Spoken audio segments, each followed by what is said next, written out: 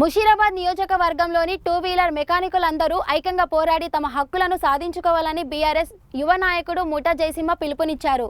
రామ్నగర్లో జరిగిన mechanic welfare association సన్మాన సభలో ఆయన పాల్గొని కొత్తగా ఎన్నికైన అధ్యక్షులు బల్ల ప్రశాంత్ కమిటీని అభినందించారు. మెకానికులకు రావాల్సిన హెల్త్ కార్డులు, ఇన్సూరెన్స్ మరియు ఆర్థిక రుణాల కల్పనకు ఎమ్మెల్యే ముఠా గోపాల్ అండగా ఉంటారని హామీ ఇచ్చారు. సభ్యులందరికీ ఈఎస్ఐ సౌకర్యం కల్పించేలా బాధ్యతాయుతంగా పనిచేస్తామని నూతన కమిటీ స్పష్టం చేసింది.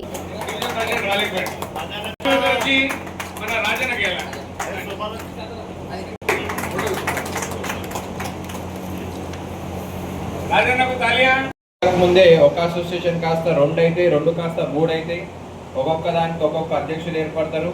మీరు కొట్లాడుకుంటారు. మరి అట్లాంటిది ఉండదు.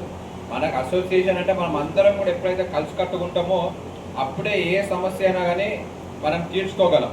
కాబట్టి మీరు ఇదే సిన్సియారిటీతో మీరు అసోసియేషన్ ఏర్పాటు చేసి 5 సంవత్సరాలు దిగ్విజయంగా పూర్తి చేసుకున్నందుకు ప్రత్యేకంగా ఈ అసోసియేషన్ సభ్యులకు అందరికీ కూడా నేను పేరున అభినందనలు తెలియజేస్తున్నాను.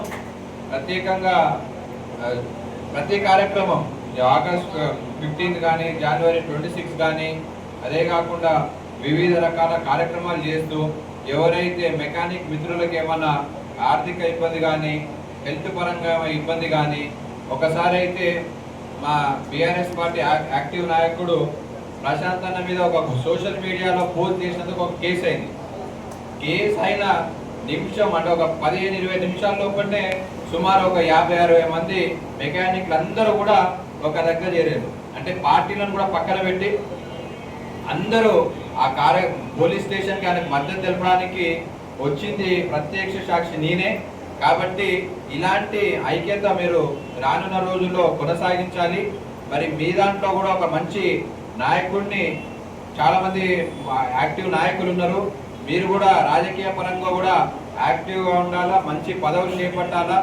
మీ ద్వారా మరి ప్రజలలో కూడా కొన్ని పనులు చేయాలని కూడా నేను ఈ వేదిక ద్వారా మిమ్మల్ని రిక్వెస్ట్ చేస్తూ, ఎందుకంటే ఒక మెకానిక్ అంటే చాలా మంది మరి చుట్టుపక్కల ఉన్న చాలా మంది వ్యక్తులు కూడా వాళ్ళ దగ్గరకు వస్తుంటారు.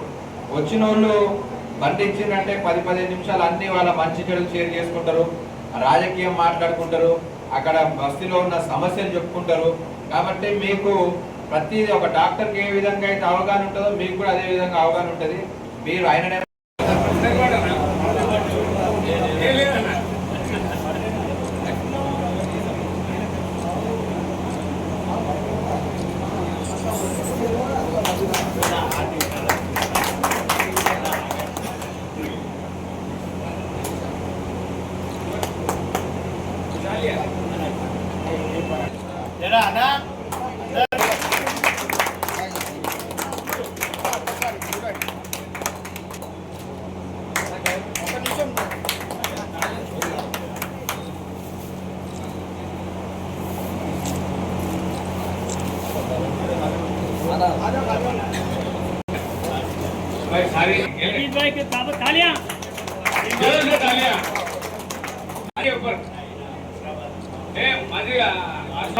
Division president